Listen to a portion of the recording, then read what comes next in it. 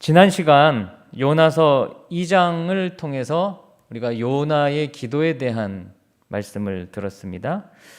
물고기 뱃속에서 드린 참 그야말로 절박한 기도였는데 요나는 그곳에서 하나님을 경험했고 하나님의 구원하심을 찬양하고 감사했습니다. 무엇보다도 요나가 가장 낮아진 마음의 상태로 하나님께 드린 기도, 그것이 하나님께 다다랐다고 하는 점에서 큰 은혜를 경험했어요. 그런데 한 가지 아쉬운 점이 있다고 했죠. 그 기도 가운데 니느웨를 향한 어떤 연민, 하나님 말씀에 불순종하는 것에 대한 그런 회개, 새로운 결단, 이런 언급이 없었다고 하는 점은 아쉽다고 했습니다. 자, 그렇게 아쉬운 요나의 모습이 이제 오늘 3장과 그리고 다음 주 4장에 그대로 다 드러나는 것을 저희들이 보게 됩니다. 요나의 회개가 절반의 회개였다, 그렇게 말씀드렸는데 오늘 3장에서 하나님 말씀에 순종하는 그 요나의 순종도 그냥 절반의 순종이다, 그렇게 이해할 수가 있을 것 같습니다. 그럼 성경에 많은 인물이 등장하는데 요나같이 지독한 고집쟁이는 없는 것 같아요. 진짜 고집스럽습니다. 여러분, 우리 사람의 고집, 이 사람의 고집이요, 물고기 뱃속과 같은 그러한 상황을 겪고 나와도 잘 바뀌지가 않아요. 이 고집. 그래서 지독하다고 표현한 겁니다. 지독한 고집쟁이. 누가요? 요나. 자, 자기를 이렇게 가리키면서 각 가정에서 누가 하니까 옆에 있는 아내한테 너 뭐 이러지 말고 자, 다 같이 요나 해보세요. 다 보고 있습니다. 요나, 이나. 아주 지독한 고집. 왜 말씀대로 못하는지, 왜 내 생각대로만 하는지, 왜 자비가 없고 잔인한지, 이 고집, 요 고집이 날 것 같아요. 요나니까. 하나님의 강력한 방법을 동원해야만 깨지는 이 인간적인 고집. 어찌 보면 결국은 죽어야만 없어지는 나의 고집. 하나님은 나를 은혜로 대하시는데 참 지독하게도 사람들을 내 생각대로 조종하려고 하는 고집. 특히 우리 군인들, 군 출신들은 그 군생활 가운데 굳어진 어떤 고집, 꼭 이겨야만 하는 고집, 그게 요나입니다. 요 새끼, 요나. 그렇게 표현해야 될 것 같아요. 이 나. 하나님이 그런 요나를 지금 계속 이끌어가고 있어요. 그러니까 요나 할 때마다 누구를 생각하시면 돼요? 자기를 생각하세요. 요나. 하나님 요나를 이끌어 가십니다. 자, 1절과 2절 말씀을 같이 읽어보겠습니다. 시작. 여호와의 말씀이 두 번째로 요나에게 임하니라. 이르시되 일어나 저 큰 성읍 니느웨로 가서 내가 내게 명한 바를 그들에게 선포하라 하신지라. 사실 요나는 아직 니느웨에 가기 싫어하죠. 하지만 하나님 말씀에 불순종하는 것이 이게 얼마나 무서운 일인지 경험했잖아요. 그렇죠? 물고기 뱃속에 들어갔다 왔으니까 이번에도 하나님 나 가기 싫어요, 이런 말은 못하고 겉으로 표현은 안 하고 속으로는 싫으면서 순종합니다. 못 간다고 할 수 없죠. 자, 근데 여러분 지금 요나가 어디 있습니까? 어디서 지금 두 번째 하나님의 명령을 듣고 있습니까? 물고기가 요나를 토해낸 장소에 있었겠죠. 그러면 물고기가 요나를 어디다가 토해냈을까요? 확 꽥 하고 요나를 토했을 텐데 어디다가 토해냈을까요? 근데 그에 대한 언급이 없어서 알 수는 없지만, 여러분, 요나가 다시스로 가는 배를 탄 곳이 어디입니까? 1장에 보면 욥바라고 하는 곳이에요. 욥바. 근데 이 욥바라고 하는 단어의 뜻이 아름답다, 또 예쁘다, 그런 뜻입니다. 그러니까 이 욥바라고 하는 작은 그 항구 도시는 아름다운 마을, 이렇게 표현할 수 있는 겁니다. 근데 저는 물고기가 요나를 그 욥바 근처 해안에 토해내지 않았을까, 그런 상상을 해봐요. 정답은 아니지만. 왜냐하면 여러분, 사도행전 10장에 보면 백부장인 그 고넬료가 베드로를 초청하는 이야기가 나옵니다. 그때 그 베드로가 어디에 있었느냐면 요빠에 거하고 있었어요. 요빠에 있었습니다.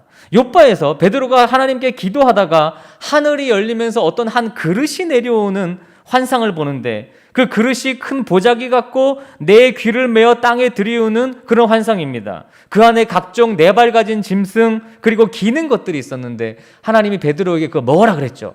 근데 베드로가 뭐라고 했습니까? 하나님, 이 더러운 거 어떻게 먹습니까? 그렇게 얘기해요. 거절해요. 그랬더니 하나님이 하시는 말씀이, 야 임마, 내가 깨끗하다 하는데 네가 왜 속되다 하느냐? 내가 깨끗하다고 너에게 먹으라고 주는데, 그렇게 베드로를 꾸짖으십니다. 그 말씀이 어떤 뜻입니까? 이방인들에게도 복음을 전하러 가야 된다는 얘기예요. 고넬료 이방인이지만 그에게도 너는 가야 된다. 이방에 대한 어떤 확장을 얘기하는 건데, 여러분, 니느웨로 가라는 하나님의 명령에 요나가 왜 싫어합니까? 저기는 이방 나라예요. 우리를 괴롭히는 나라에 안 가려고 해요. 그러니까 그곳으로 가야 하는 어떤 의미에 있어서는, 여러분, 욥바에 토해내졌다고 하는 게 일리가 있는 얘기죠. 뭐 그렇게 상상해 볼 수 있을 것 같아요. 자, 아무튼 그렇게 가정을 하고 그렇게 토해내진 요나에게 하나님의 두 번째 말씀이 임했습니다. 그 1절이 그렇게 기록하고 있어요. 그러니까 하나님이 요나에게 다시 기회를 주신 거예요.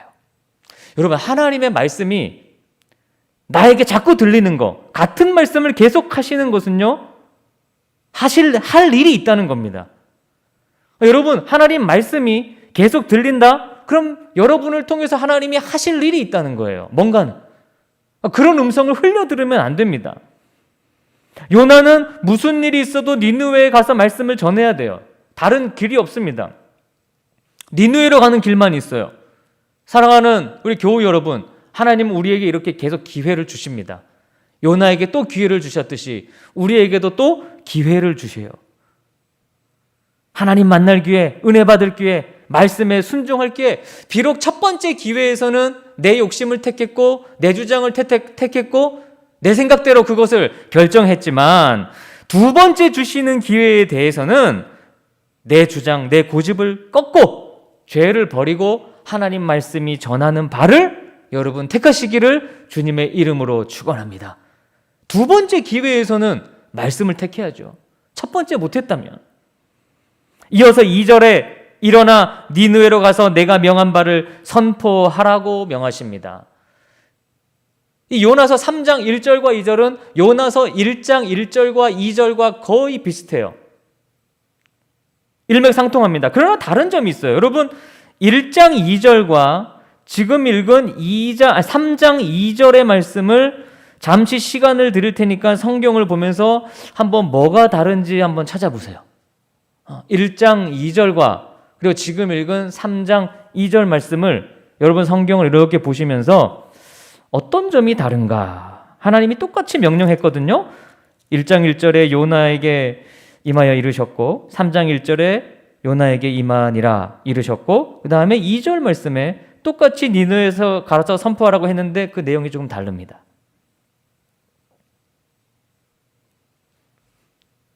어렵지 않죠? 찾아내셨죠? 1장 2절에서는 니느웨로 가서 향해 외쳐라. 그 악독이, 니느웨의 악독이 내 앞에 상달되었다. 그렇게 되어 있고요. 오늘 읽은 3장 2절에는 니느웨로 가서 내가 내게 명령한 바를 그들에게 선포해라 라고 되어 있습니다. 원래는 이 두 가지를 다 얘기하셔야 될 텐데 아무튼 이렇게 구분이 되어 있어요. 내가 내게 명한 바를 전해라. 다른 것 말하지 말고 내가 말한 거를 너가 전해라. 여러분, 우리 기독교가 하나님의 말씀을 듣는 종교인데, 그런 면에서 어떤 위험성이 있는 것은 그 말씀을 때로는 사람이 대신 전하기 때문에 정확한 하나님의 말씀, 하나님이 전하라고 한 것이 안전해질 위험성을 충분히 가지고 있습니다.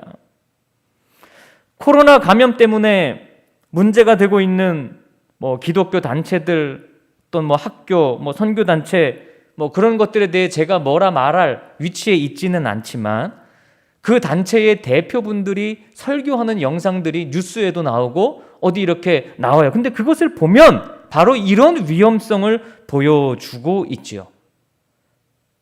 내 생각을 얘기하느냐? 하나님의 말씀을 얘기하느냐? 하나님이 말한 바를 전하느냐? 이것은 너무나 중요합니다. 여러분, 요나가 고난을 통과했다고 해서 무슨 하나님의 말씀이 바뀌지는 않았어요.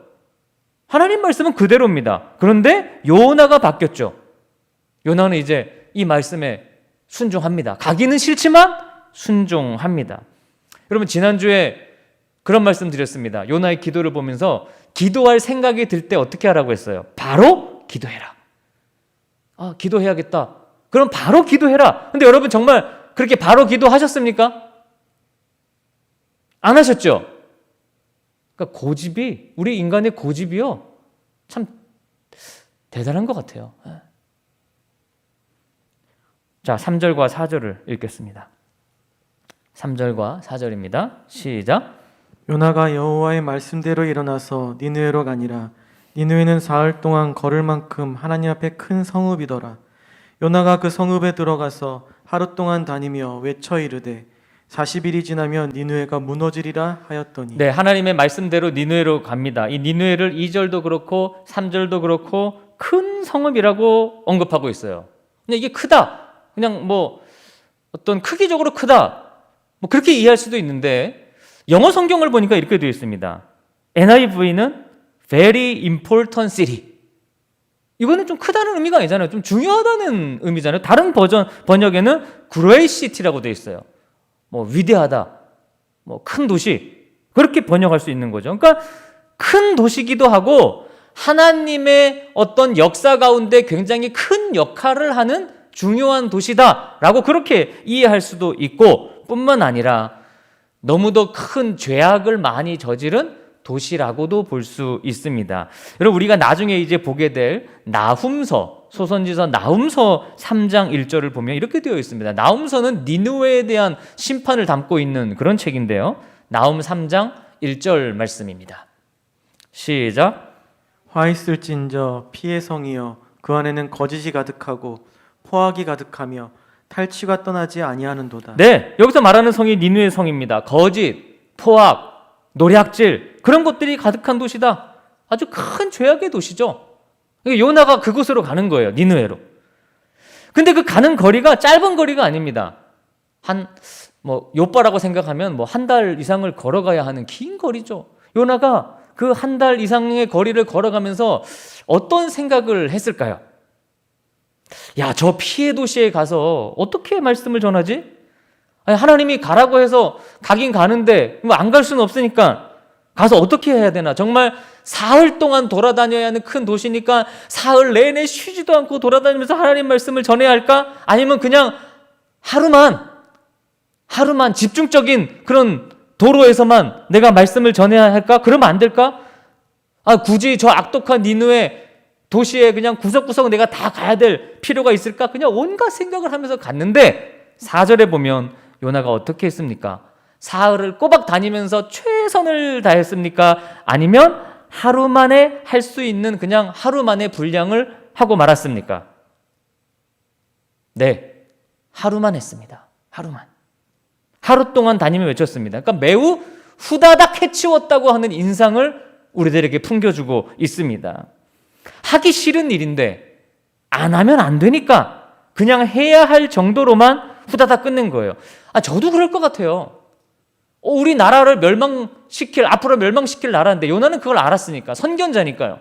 그 나라에 가서 내가 그들을 위해 막 말씀을 최선을 다해서 전하지 않을 것 같아요. 그냥 하나님이 하라 그랬으니까 최소한의 것만 하고 올 것 같아. 요나가 그렇게 했습니다.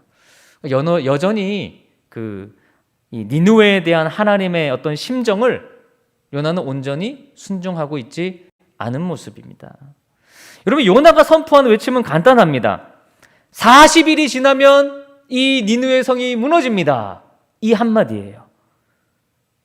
1장에 보면 아까 읽은 말씀에 그곳의 악독에 대해 하나님이 말씀하셨잖아요.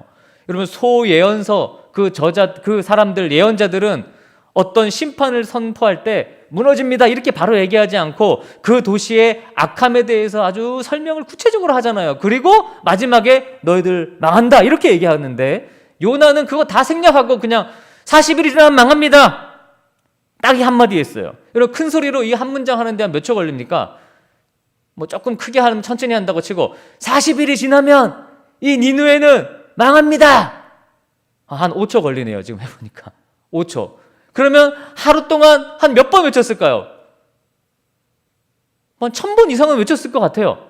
딱 이 문장만 그냥 걸어가면서 40일이 지나면 망합니다. 망합니다. 그냥 이렇게 그냥 빨리 외치면서 지나간 거예요.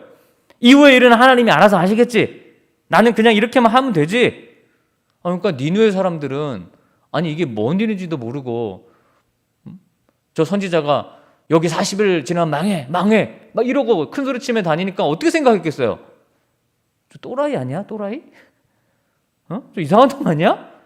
그게 정상이잖아요. 그렇죠? 무슨 뭐 그냥 앞뒤 없고 밑도 끝도 없이 이런 얘기를 하니까 누가 그걸 듣고 돌이키겠습니까? 요나는 니느웨가 회개하는 것을 원하지 않았었던 거예요.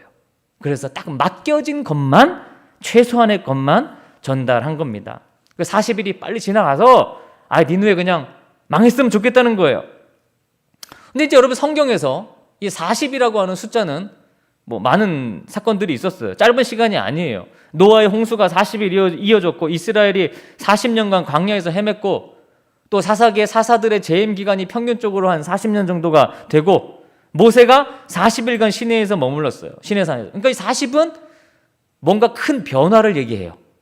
큰 변화가 일어나는 기간이에요. 일이든 년이든. 그러니까 요나는 그 니느웨의 40일이 별 의미 없다 그렇게 생각했는데 놀랍게도 니느웨는 요나가 건성건성 그냥 대충 하루 만에 그 전한 말씀을 듣고 변화가 나타납니다. 자, 5절입니다. 5절입니다. 시작.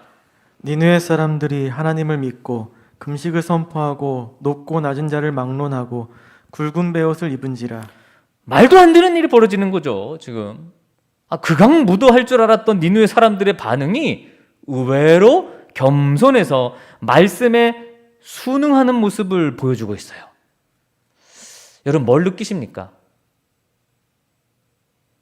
요나서의 주제가 이 이방인 니느웨에 복음이 들어가는 게 요나서의 주제일까? 그거 아니라고 말씀드렸어요. 물론 그것도 하나의 소주제긴 하지만 요나서의 주제는 누구냐? 누구나 요나가 주제예요. 이스라엘입니다. 고집스럽게도 변하지 않는 요나를 얘기하는 거예요. 가장 아주 일관된 주제예요. 고집스럽게 돌이키지 않는 이스라엘을 향해 주시는 주제예요. 지독히도 고집스러운 요 나에게 주시는 말씀이라는 것입니다. 나에게. 이렇게 악독한 백성도 말씀을 듣고 돌이키니 하나님이 구원하신다. 하물며 이스라엘이겠느냐? 하물며 너희들이겠느냐? 구약성경 전체를 놓고 보아도 예언자가 한 예언 앞에서 자신들의 죄를 인정하고 뉘우친 백성, 그 왕 찾아보기 힘듭니다. 그런데 니느웨는 백성들뿐만 아니라 아주 왕까지 나서서 적극적으로 이 회개운동에 동참해요. 6절 말씀입니다. 시작. 그 일이 니느웨 왕에게 들림에 왕이 보좌에서 일어나 왕복을 벗고 굵은 베옷을 입고 제위에 앉으니라. 그렇게 악한 왕이 하나님의 말씀 앞에 마음이 다 녹아버리고 한평생 우상이나 섬기며 살았는데 오늘 갑자기 하나님 앞에 회개합니다. 너무 극적이지 않습니까?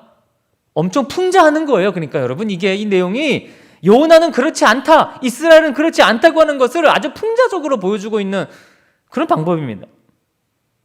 이스라엘은 호세아, 요엘, 아모스 그런 위대한 선지자들이 가서 선포해도 변화할 조짐이 보이지도 않는데 아니 이스라엘보다 지금 니느웨가 훨씬 더 이스라엘답습니다. 하나님을 모르는 사람들이 더 하나님의 자녀답습니다. 요나서 3장은 구약 성경에서 유래를 찾아볼 수 없는 그런 역사를 기록하고 있는 거예요. 이스라엘아, 성도들아, 너희의 원수 니느웨도 저렇게 회개하고 돌이킨다. 저들도 저렇게 금식하고 회개한다. 아니 그런데 택한 너희들은 도대체 왜 이 모양이 꼴이니? 좀 정신 좀 차려라. 여러분, 요나서의 주제를 조금 이해하시겠습니까? 하나님이 요나의 절반의 순종으로도 이런 역사를 보여주신 것은 바로 이스라엘을 살리시고자 하시는 하나님의 메시지가 담겨 있었던 겁니다. 7절부터 보면 니느웨는 왕을 포함하여 모든 백성들이 진정한 회개가 뭐냐 하는 것을 보여주고 있어요. 꼭 이스라엘을 가리키는 것 같아요. 요나를 가리키는 것 같아요. 자, 7절과 8절 말씀 읽습니다. 시작. 왕과 그의 대신들이 조서를 내려 니느웨에 선포하여 이르되 사람이나 짐승이나 소떼나 양떼나 아무것도 입에 대지 말지니 곧 먹지도 말 것이요 물도 마시지 말 것이며 사람이든지 짐승이든지 다 굵은 베옷을 입을 것이요 힘써 하나님께 부르짖을 것이며 각기 악한 길과 손으로 행한 강포에서 떠날 것이라. 여러분, 그동안 예언서 우리가 읽으면서 이렇게 회개한 이스라엘을 본 적 있으세요? 없죠. 없습니다. 짐승이 뭐를 안다고 짐승에게까지 베옷을 입힐까요? 아니 갓난아이들이 무슨 잘못을 했다고 그 갓난 아기들에게도 물 한 모금 못 마시게 합니까? 모두가 하나님 말씀 앞에 아주 철저하게 낮아지는 자기들의 삶의 모습을 보여주고 있는 것입니다. 실행에 옮기는 거예요. 내 고집과 민족주의에 빠져있는 요나와는 완전 대조적인 모습을 드러내는 것입니다. 모두가 힘써 하나님께 부르짖는 모습, 이스라엘의 점점 타락해져가는 모습과 참 대조되고 있죠. 예레미야 26장 3절에 그들이 듣고 혹시 각각 그 악한 길에서 돌아오리라 그리하면 내가 그들의 악행으로 말미암아 그들에게 재앙을 내리려 하던 뜻을 돌이키리라, 이렇게 말씀하셨습니다. 니느웨가 정말 이렇게 돌이키니까, 거짓말이 아니고 진짜 회개하니까 하나님이 그들을 구원해 주셨어요. 여러분, 회개가 왜 어렵습니까? 호세아, 요엘, 아모스서를 통해 저희들이 공부했지만 회개가 어려운 거는요, 입으로만 하는 회개이기 때문에 그래요. 진정한 회개는 삶으로 나타나는 회개여야 되는데, 그래야 하나님이 기뻐 받으신다 그랬고요. 그렇게 하는 회개하는 사람들의 예배를 하나님이 받으신다고 했잖아요. 근데 니느웨 사람들은 8절에 악한 길과 손으로 행한 강포에서 떠난다. 진정한 회개의 모습을 보여주고 있습니다. 우리가 매번 막 새로운 각오도 하고 결심을 해도 순식간에 그냥 죄를 지으려는 본성으로 이렇게 돌아가는데, 니느웨는 철저한 회개를 요나와 이스라엘에게 보여주어서 아마 요나는 심심찮게 이거 충격에 빠졌을 것 같아요. 우리도 놀라지 않을 수가 없습니다. 그러니까 이방인 니느웨의 왕과 백성들이 훨씬 더 이스라엘보다 신앙의 본질에 가깝게 와 닿아 있는 상태예요. 여러분도 니느웨 왕처럼 왕복을 벗을 각오로 회개하십시오. 하나님이 그런 회개를 원하십니다. 그것이야말로 낮아지는 진정한 회개입니다. 요 지독한 나의 고집을 버려야 할 그런 회개. 자, 9절과 10절입니다. 9절과 10절입니다. 시작. 하나님의 뜻을 돌이키시고 그 진노를 그치사 우리가 멸망하지 않게 하시리라. 그렇지 않을 줄을 누가 알겠느냐 한지라. 하나님이 그들의 행한 것 곧 그 악한 길에서 돌이켜 떠난 것을 보시고 하나님이 뜻을 돌이키사 그들에게 내리리라고 말씀하신 재앙을 내리지 아니하시리라. 네, 그럼 교우 여러분, 이 재앙은 하나님의 주권입니다. 하나님이 내리기도 하시고, 코로나도 어찌 보면 이 세상의 재앙이잖아요, 그렇죠? 또 거두기도 하십니다. 근데 우리가 돌이키지 않는 이상 이 재앙도 돌이켜지지 않는다는 거예요.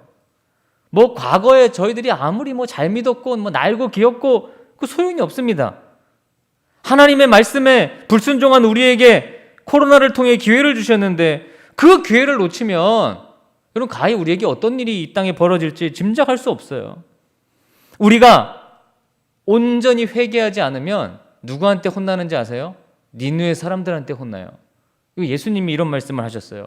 마태복음 12장 41절 말씀을 보겠습니다. 시작. 심판 때에 니느웨 사람들이 일어나 이 세대 사람을 정죄하리니 이는 그들이 요나의 전도를 듣고 회개하였음이거니와 요나보다 더 큰 이가 여기 있으며. 예수님이 이런 말씀을 인용하셨어요. 이렇게 얘기하셨어요.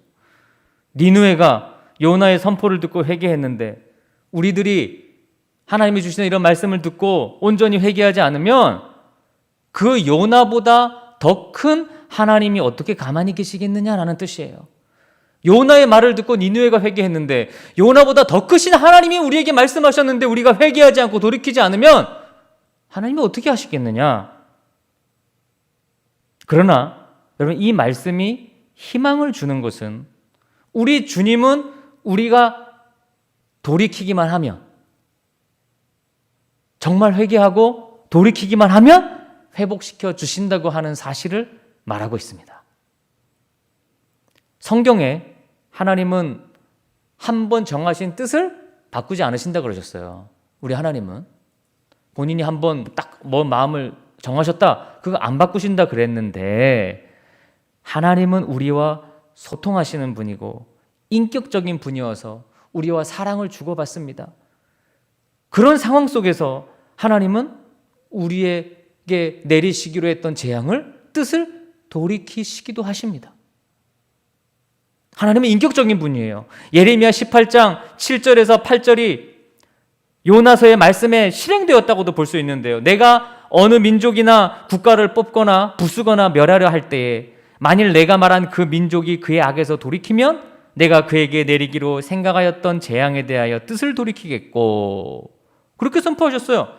그러니까 하나님은 아무리 뜻을 정하셨어도 우리가 진실한 회개와 돌이킴으로 나가면 당신의 뜻을 바꾸시기도 하시는 분이라는 겁니다. 할렐루야.